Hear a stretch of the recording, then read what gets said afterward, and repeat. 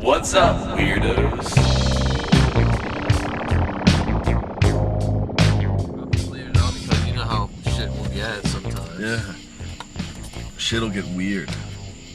Like without knowing it, Yeah. there's gonna be a topic that's gonna stick. And Like there's gummy bears. there's gonna be. I can't find the top your of this teeth. thing. Where the fuck's the top at? We're in the car it actually again. is- We're in the actually car just again doing Comes off the this. top. We're in the car again. Because we ain't got no time to do it any other time at this moment. Yeah. We've been working on a project. We're working on a project for the Weirdness, a video. Yeah. A little Okay. short- a little short I thought you film. were talking about. Now I know what you were talking about. Yeah, like we just shot it. Yeah. It We was. just finished shooting it. I think it was 2 days ago. We were like, "Oh, what do you want to do later?" They were like thinking about doing a podcast, but I was just like, I think we were like, let's just. What if we just did this? Just small video, just messing around, just kind of get. You know what? I'm glad we did it because there were some things we had to troubleshoot that since moving. Yeah. I didn't really regain that. I wanted to see if everything was there properly, and it took a while to set up. No, that's fine. But I think, damn it. No, we were just So we'll probably have it on the YouTube pretty soon because we gotta edit it, color correct it, then we're gonna do the music, do some music to it. Probably So I probably think a month. within the next, we I'd could be probably in August.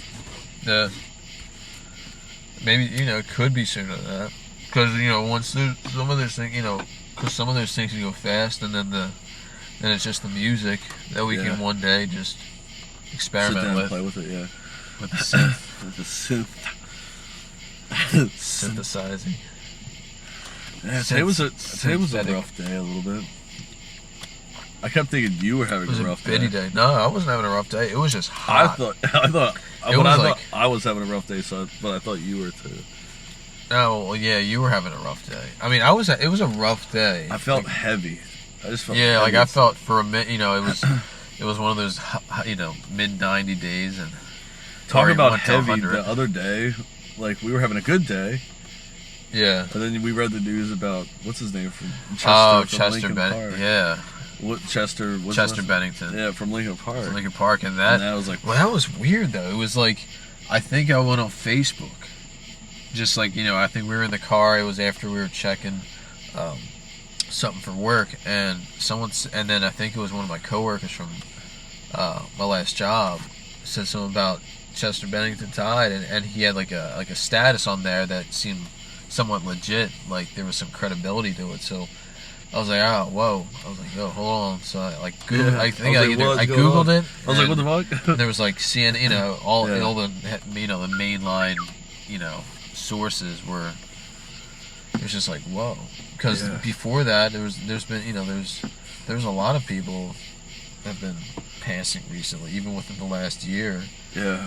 to like suicide, because this was like a suicide case. Yeah. It was weird. And what's weird? Well, what's weird too. I think. See, I don't like to do that. I don't like to do that. Well, I was just talking about like it was weird how we were having a great day the other day, Yeah. and like that news hit, all and of a like sudden- today I don't know if it's from that, but like still just feeling heavy-minded. I feel like. Yeah, I feel like even something like And that. I think that triggered or- it too. Yeah. Like that little thought process, or Because that's I mean, when you think about it, that's affecting millions of people, worldwide. yeah. Worldwide, like that's something. I mean, know, I wasn't the that's- hugest Linkin Park fan. I've been to one of their concerts, which was one of the best concerts I've ever seen in my Yeah. life. I've been to quite a few now at this point.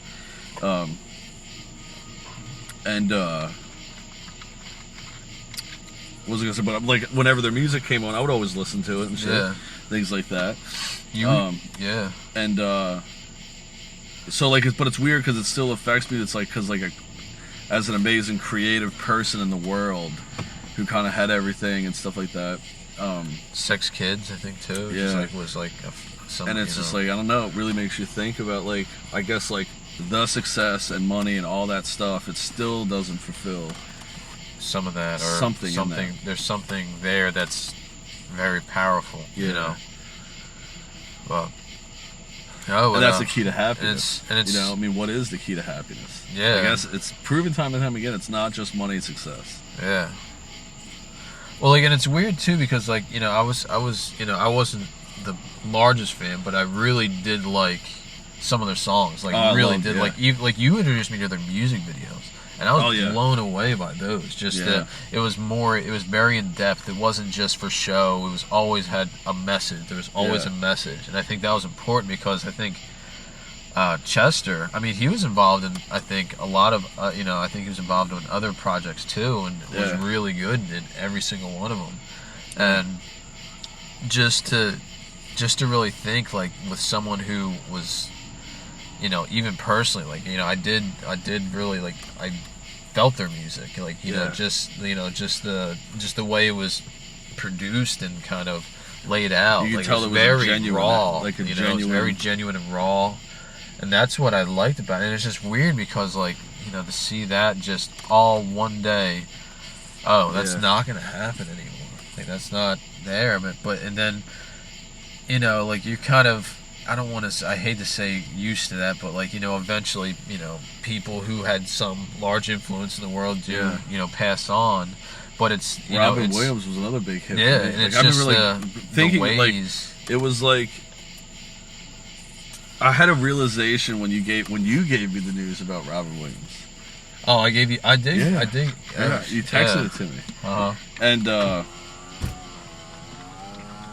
I remember being like, you know, the obviously, like, wow, sad, you know, and mourn, but, you know, in the morning of it, I guess, like, of feeling it, I felt like, man, like, I grew up watching that guy's movies. Yeah. And so many times I would put that guy's movie on, and I would be in, like, not like a sad mood, but just needed, like, entertainment. Yeah. And then, like, you put that movie on that he's in, and it's like a gift because, like, you come out feeling better. Yeah. Because you laugh, you cry, or you feel something. You know, it's just genuine entertainment. And you walk away from watching that, like, in a better mood. Yeah. And that's a gift. To have the ability to do that. And I remember, like, feeling like there's millions of people in the world that, like, feel like they're Robert Williams' friend through that like experience, like, knowing him and growing up watching him like that and stuff like that. Yeah. And then, like, him getting to the point where he just, like, I don't know if this is true or not, but I would assume, like, at some point in the mind this would go that way. Yeah. That, like, he's so alone and so desperate, or, you know, like, in some, you know, mood way, that he would feel so alone to do that, you know, or, like, so helpless to do that when he helped so many people in the world. He had so much influence. Day in, day out. Like, I mean, like, you know, there's probably millions of people around the world watching his movies, people right now. Yeah. Yeah, it's weird. Well, like, I you know, like, I remember the first time, God, this is going back, like, I had a Robin Williams experience that I'll never forget, really. Yeah, tell me. I think it was a snowstorm of '96. Okay. And you know, that was in New Jersey. It was in Jersey. Yeah, it was in New Jersey, and I was living in Summerdale at the time. And I remember my mom was at work. She got stuck at work because she worked in Philly, where I think because of the snowstorm, it was like, you know, it was a decent, I think, 3-foot snowstorm that I think they called a state of emergency and everything. I remember that. And I built it was some just sick ass me. igloos. Oh no, my mom and my brother were in Florida.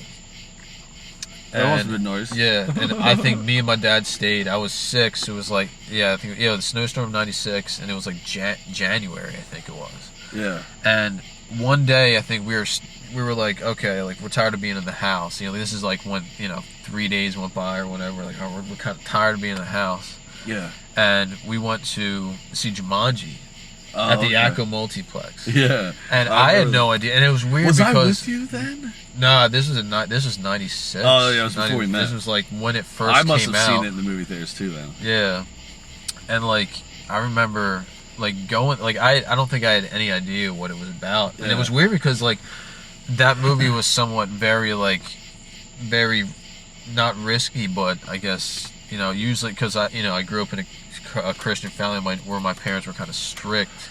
Yeah. Where I feel like kind of seeing that movie was not a shock, but I was like, my dad was like, all right, let's go see the movies. But when I saw that with Robin Williams there and Jumanji, and it was just like, it kind of changed a lot of things. Like Robin Williams was like, I don't know, he was just that figure to look up to in that movie. Yeah. You know?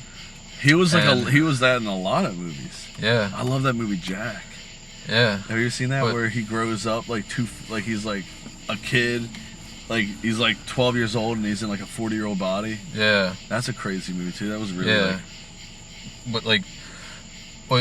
but since the snowstorm was there, it was just me and my dad in the whole it was a huge theater. Yeah. Just Was me there and a my lot dad of people there? No, there was no one there, just me and my dad. And it was kind of Sometimes a weird it's very experience special. because of that too. It was just like, Popcorn? wow, this is like almost like a big living room right now or something. Popcorn?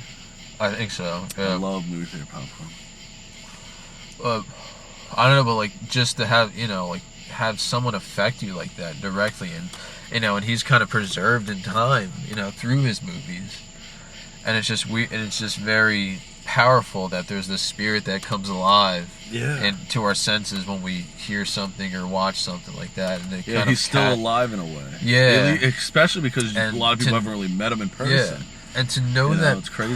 and to know that person's not able to kind of replicate that in a different way is kind of, it's kind of like knowing that they're not, around is kind of it's weird because like, you're thinking of a physical body, but these people can live without their physical body, like their spirit and their influence that they left behind like affects time forever. Yeah, especially if there's a lot of spirit that goes into the making of that, because those movies are timeless. Yeah. And you can kind of like, like what are some timeless movies that you love? Well, that was definitely Jumanji. Like that was like probably the earliest and most probably meaningful cinematic experience that I've had ever since you introduced me to a lot of stuff. Right. But what was I'm interested in a question. Oh, I think one of the other ones. What's one of the and I feel bad, I hate asking these types of questions, but what's one of the most fundamental movies that you think that I showed you? One of the first ones. One of the first ones? Yeah, that you realized it, yeah. I think it was, you were the one who first showed me a rated R, like a rated R film, other than, I think, What rated R movie was that? I think it was Halloween you showed me. That makes sense. It was the first. It was the Texas Chainsaw Massacre. Oh, was it? Which it was the original. Not either that or the newer one. And after that, just you're the one who introduced me to a lot of like this, kind of like those raw comedies, like stuff with that like old school. Yeah. Like stuff like that. Like that whole experience was fun as hell. Like that kind of changed the way I looked at society. Yeah. Because now I'm involved in, everyone's, living, how they, how they want people to experience it, in a way, and without any kind of limitations. So it was very powerful in that way. Probably, I mean, you're the one who really introduced me to how. I think it was Spielberg worked. Like you're the one who really made. I think it was Jaws, and how you telling me that the shark didn't work. At least half the movie, and they had to make decisions based on that. That really, like, kind of like made me realize, wow, these are people making decisions. Like it was almost like a little film school. Yeah. In a weird way, like we talked a lot about the making of the movie when we would watch new movies and stuff. Or like I would introduce you to some of them. Yeah. Because I was obsessed with that shit. Well, yeah, and you see, and it's and I wonder what goes on in your head too, because I try to imagine, like as I was growing up, I didn't, even watching those, early movies, through teenager years and everything, I never noticed or really, I think, understood that there's people behind the camera making this happen, making, an intense scene, kind of raw and kind of shaky.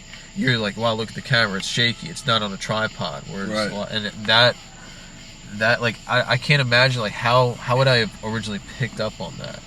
But you've obviously picked up on that a while ago, and it's just like, how is your reality, like, process, through this time, and how you understand cinema is more of like a finessed, I guess, like, natural way, because like I feel like you realize that that magic early on to decipher that.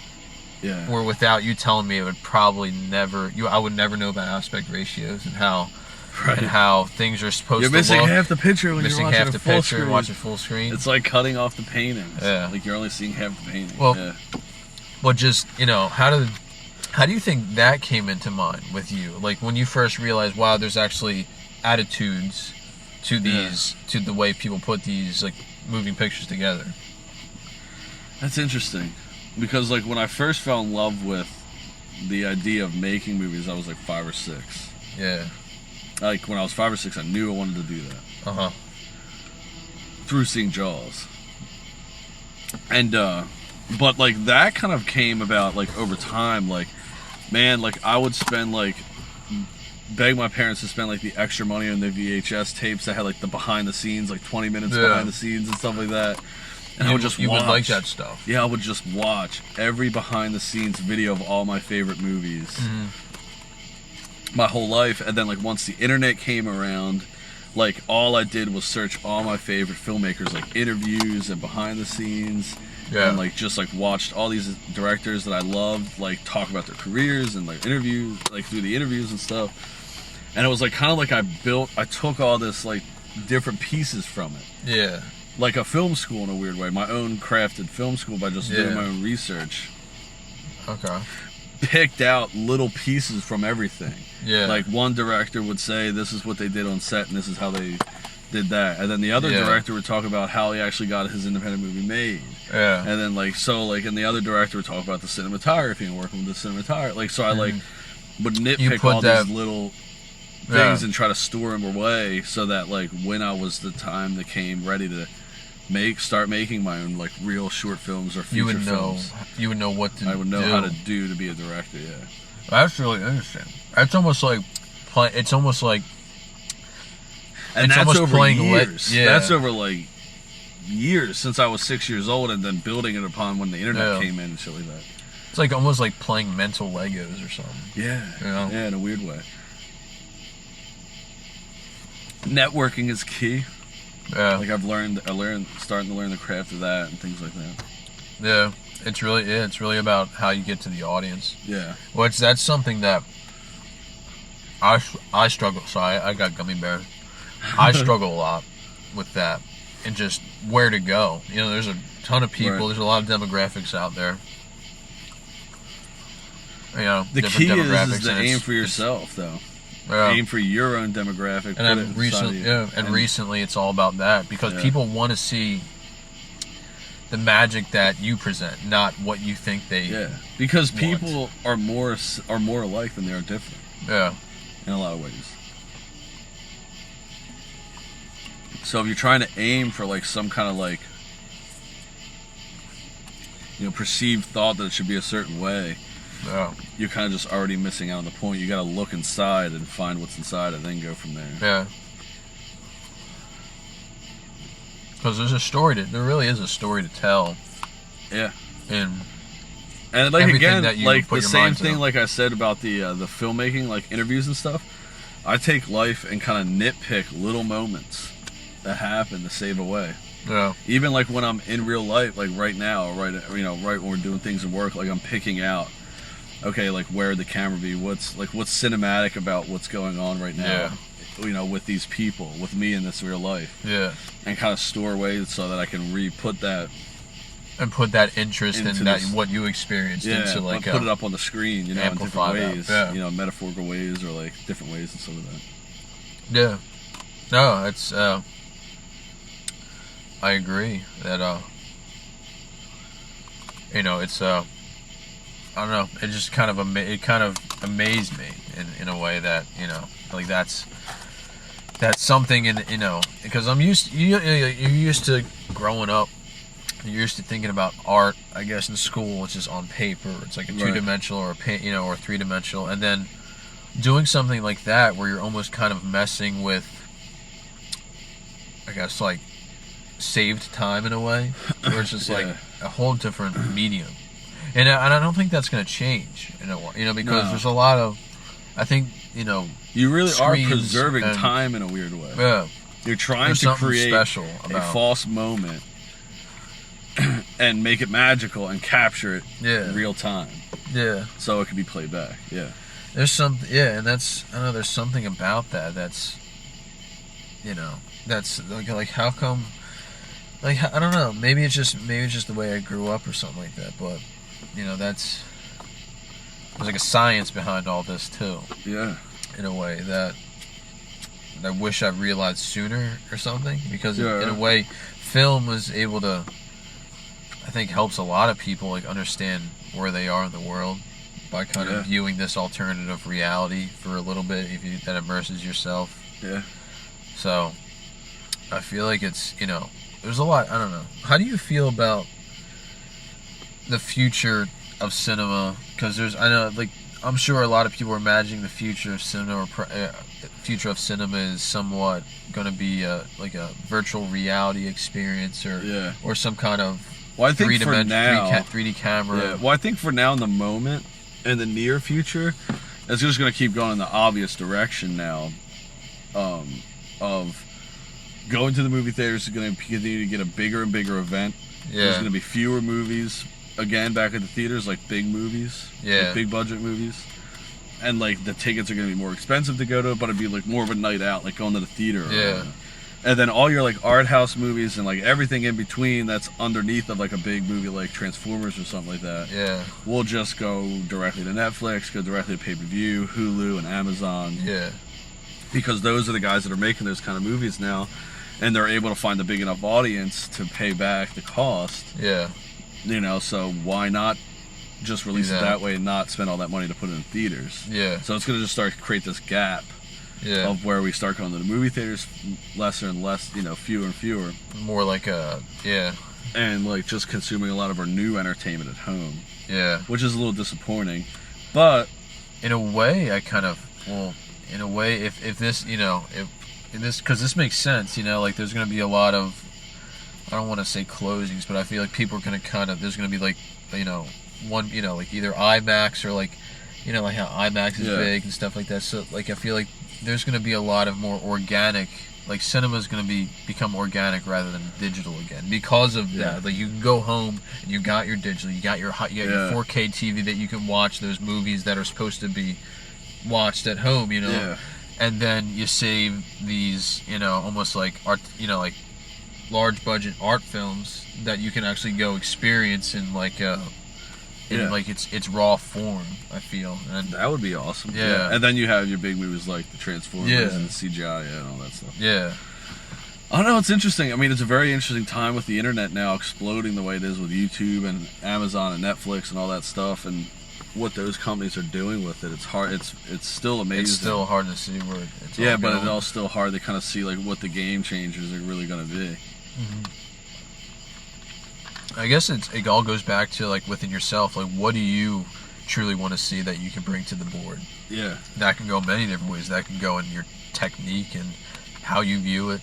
You know. And I just love the fact, like, I think we should give this advice back to other people too, as well. Is like, just don't get caught up.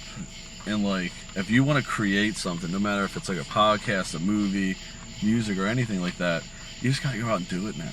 Just do it. Just go out and do it, like with the bare minimum stuff that you can afford or whatever you can have. Experience life rather than experience this like, you know. I don't know. I think there's So like, but like a lot of people out there are gonna tell you not to do it because it's like so like risky or whatever. Or time wasting, but I mean, fuck those people. Like, you just gotta keep going out and doing what you want to do with your life. Yeah. Instead of like, I mean, still work and do what you have to do, but like, don't let that be the only thing that rules it. Is just like go out and create whatever you want to create or do, or you know, make stuff or whatever you want to do that makes you happy. Because you have one time to really just try it. And if you don't act on it, then you're never gonna change your reality. Yeah. You're never gonna kind of change the way you interface with everything. Yeah, so that's awesome. Well, like I said, we were outside on this one, but if you guys liked hanging out with us, my name is Brian Target. And this is Rob Biddle. And if you guys like hanging out with us, don't forget to follow us on Instagram or Twitter for some fun stuff at The Weirdness Pod. Or And don't forget to subscribe to our YouTube channel shortly. Probably within the next month, we'll have a weird little short film that we made. Yep. Up on the YouTube. So that's nice. What did you say? No, just the weird. I was just gonna do again the Weirdness pod, and Google the Weirdness. You're gonna the Weirdness podcast. We'll have bumper stickers soon. Yeah, we will have bumper stickers soon. So if you guys are interested, if anybody out there is interested in supporting us and slapping a Weirdness sticker on your bumper, let us know. They'll be in soon, I think. Though, right? Yeah, I mean they. Again, there's, we got a great deal from.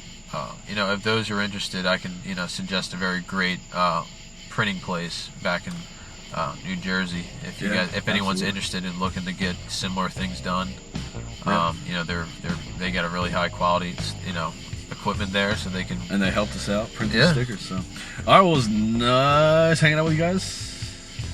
See you later. See you later. Bye bye. Be weird. Don't forget to be weird.